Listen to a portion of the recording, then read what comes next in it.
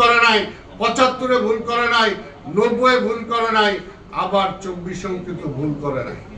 কাজেই শুধু মানুষকে সেই ট্রেনটা ধরাই দিতে হবে।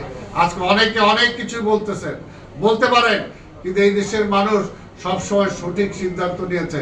তাই আগামী নির্বাচন আমাদের এই দেশের জন্য, গণতন্ত্রের জন্য, স্বাধীনতার জন্য খুবই গুরুত্বপূর্ণ। এখনো কিন্তু আমরা গণতন্ত্র ফিরে পাই নাই।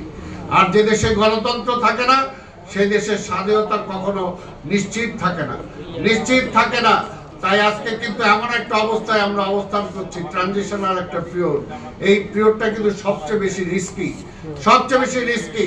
মা যখন সন্তান সম্ভবা থাকে, তখন কিন্তু এই চূড়ান্ত পর্যায়ে এসে 10 মাসের আগে খুবই রিস্কি সময় কিন্তু তার থাকে। বাংলাদেশের সময়টা কিন্তু আজকে সেরকম একটা সময়। আজকে নতুন একটা দিন আমরা সামনের দিকে দেখতে পাচ্ছি। নতুন